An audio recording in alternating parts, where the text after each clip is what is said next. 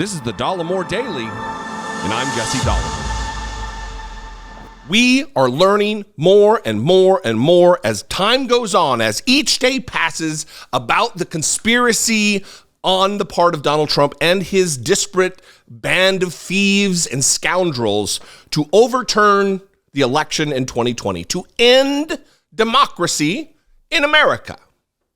The New York Times has gotten a hold of a memorandum written by Kenneth Chesebro.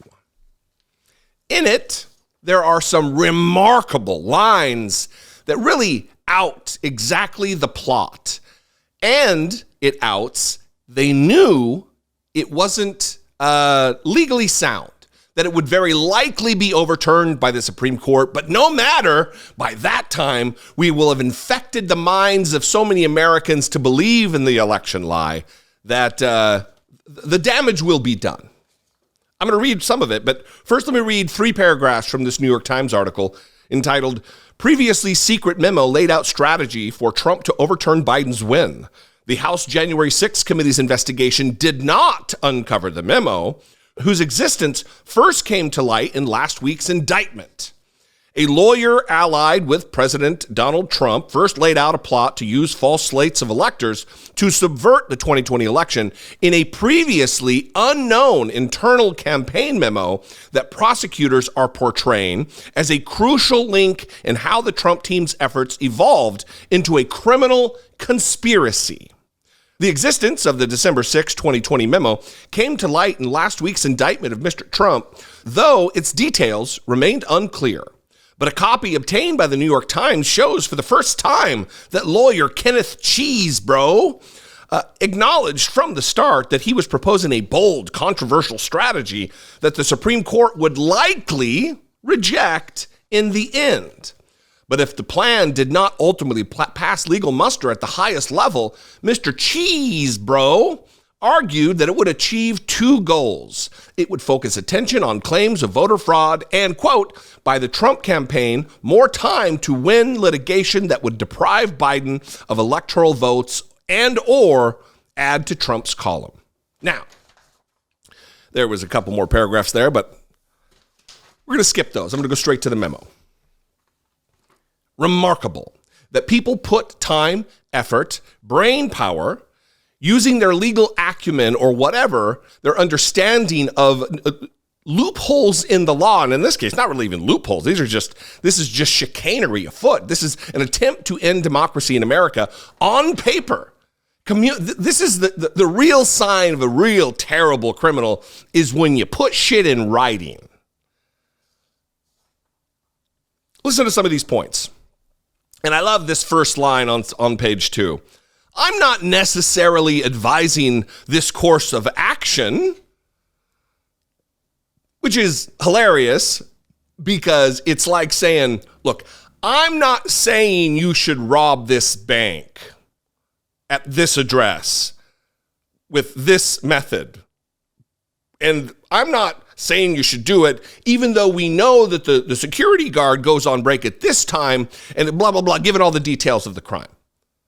It doesn't extricate you from the crime. You entered into a conspiracy to end democracy in America, Kenneth Chesebro. How about this? Even if, in the end, the Supreme Court would likely end up ruling that the power to count votes in the sense of revolving controversies concerning them does not lie with the President of the Senate, but instead lies with Congress, either voting jointly or in a separate houses, letting matters play out this way would guarantee that public attention would be riveted on the evidence of electoral abuses by the Democrats and would also buy the Trump campaign more time to win litigation that would deprive Biden of electoral votes and or add to the Trump column. Now, of course, we know there was no voter fraud. There was no, there was no fraud. There were no attempts. There was no mass election fraud or voter fraud on the part of the Democratic Party, on the part of Democrats. There was no fraud. In fact, the fraud that we have uncovered, that has been prosecuted, was almost exclusively on the part of Republicans voting for their dead wives or whatever else, voting extra for Donald Trump, voting in multiple municipalities. This was done by Republicans. Now, that voter fraud wasn't enough to sway the election, of course. Like all voter fraud, it's scant, it's isolated, it's individual, it's not on a mass scale to affect the outcome of an election. But it's not at the hands of Democrats almost exclusively. How about this one? I recognize that what I suggest is a bold, controversial strategy, and that there are many reasons why it might not end up being executed on January 6th. But as long as it is one possible option to preserve it as a possibility, it is important that the Trump-Pence electors cast their electoral votes on December 14th. So he's saying he knows not only is it bold, it's controversial. This is not a normal run-of-the-mill plan. What they are proposing is out of the norm.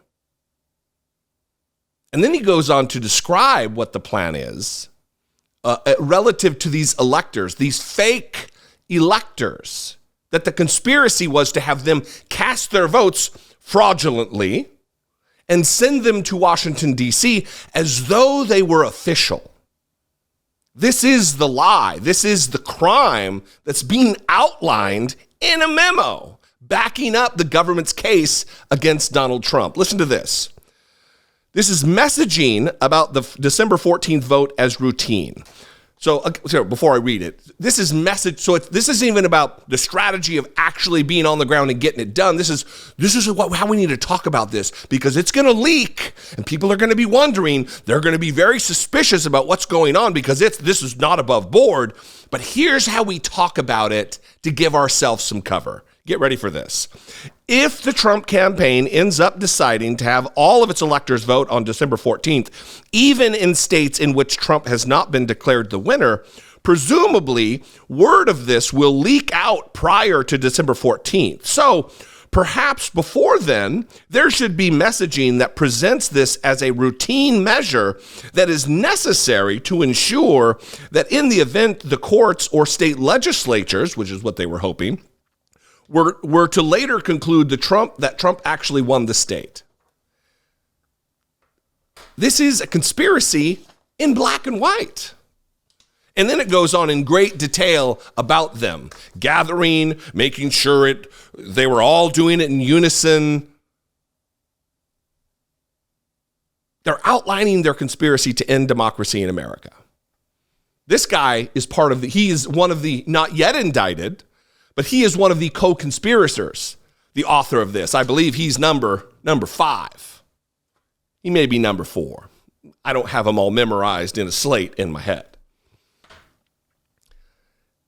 Things are getting bad in Trump world, and the worse things get in Trump world relative to the closer to convictions that we are, the more unhinged Donald Trump will become, whether that be just on Truth Social, but also calling for violence, calling for an intervention on the part of the most radical in his base.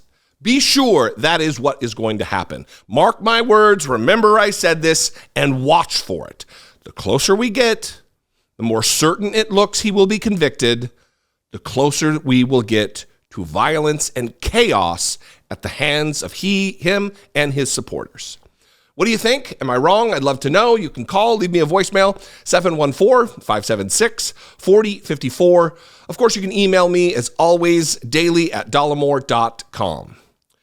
If I am your flavor, if I am your type, if I'm agreeable to you, and I bring you value on a day-to-day basis, please consider supporting and producing what I do on this show. Click the join button below, become a channel member for $2 a month, hit the super thanks button, or go over to patreon.com/IDoubtItPodcast.